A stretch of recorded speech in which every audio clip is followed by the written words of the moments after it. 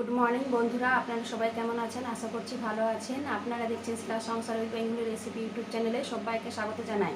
আমি আপনাদের জন্য আবার একটা নতুন রেসিপি নিয়ে এসেছি, সেটি হলো শুক্তো।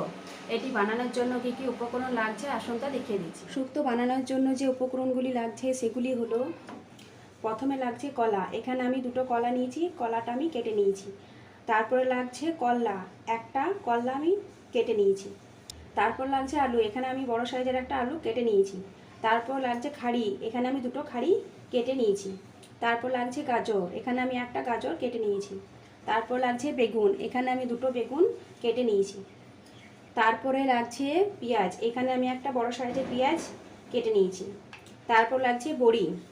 তারপর লাগছে একটা শুকনো লঙ্কা, দুটো এলাচ, একটা দারুচিনি, একটা তেজপাতা। তারপরে লাগছে সর্ষের তেল, আর লাগছে আদা রসুন। এখানে আমি হাফ চামচ আদা রসুন নিয়েছি। এখানে আমি আদা রসুনটা নিয়েছি, আপনারা নাও দিতে পারেন। তারপর লাগছে হলুদ, এখানে আমি 1 চামচ হলুদ নিয়েছি।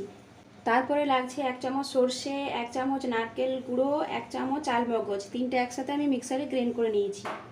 লাগছে 1 চামচ রাঁধুনি মশলা, 1 চামচ পোস্ত, আমি আগে ভেজে রেখেছিলাম, 2 চামচ আমি নিয়েছি এটা।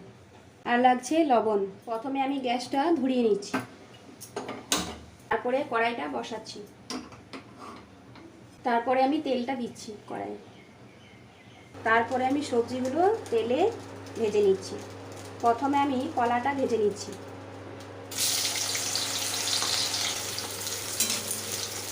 কলাগুলো আমার ভাজা হয়ে গেছে, এরপর আমি এটা তুলে নিচ্ছি। এরপর আমি বেগুনগুলো ভেজে নিচ্ছি তেলে।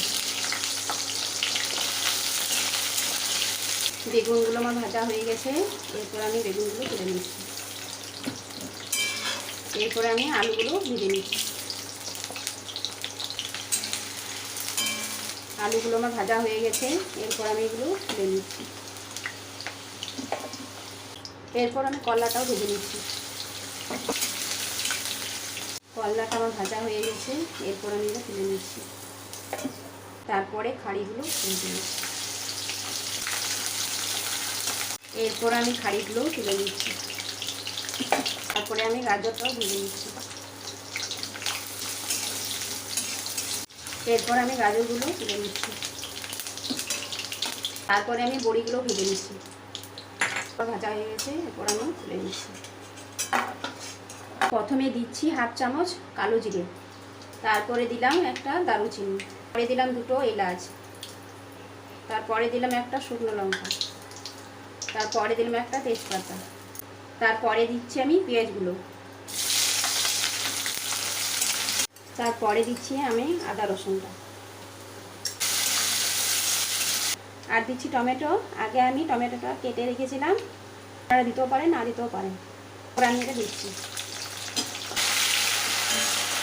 এরপরে দিচ্ছি হলুদটা, এরপরে দিচ্ছি সবজিগুলো, আর দিচ্ছি লবণ। এখানে আমি 1 চামচ লবণ দিচ্ছি, আপনারা আপনাদের পরিমাণ মতো লবণটা দেবেন। এরপরে দিচ্ছি বড়িগুলো,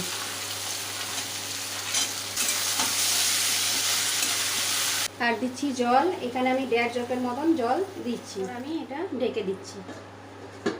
আমি ঢাকনাটা খুলছি। এরপর আমি দিচ্ছি সর্ষে, নারকেল গুঁড়ো, চালমগজের পেস্টটা। সবজিটা অল্প যখন ফুটে উঠবে তখন পেস্টটা কিন্তু দেবেন। সবজিটা এখন আমার হয়নি, আর অল্প হবে। আমি এটা ঢাকা দিয়ে দিচ্ছি। এরপর আমি ঢাকনাটা খুলে দিচ্ছি। ভেজে রাখা পোস্ত ও রাঁধুনি মশলা, তো এটা আমি দিচ্ছি। আর দিচ্ছি অল্প পরিমাণে ধনেপাতা। দেখুন বন্ধুরা, সবজিটা আমার হয়ে গেছে, খুব সুন্দরভাবে হয়েছে। আপনারা বাড়িতে বানিয়ে দেখবেন, খুবই খেতে টেস্টি এবং সুস্বাদু। এরপর সবজিটা আমি ঢেলে নিচ্ছি। বন্ধুরা, আপনারা সবাই বাড়িতে বানিয়ে খাবেন শুক্তো, এটি খেতে খুবই আমার এই রেসিপিটি আপনাদের যদি ভালো লেগে থাকে তাহলে লাইক, শেয়ার, কমেন্ট এবং আরও নতুন নতুন রেসিপি পেতে হলে আমার চ্যানেলটিকে অবশ্যই সাবস্ক্রাইব করবেন।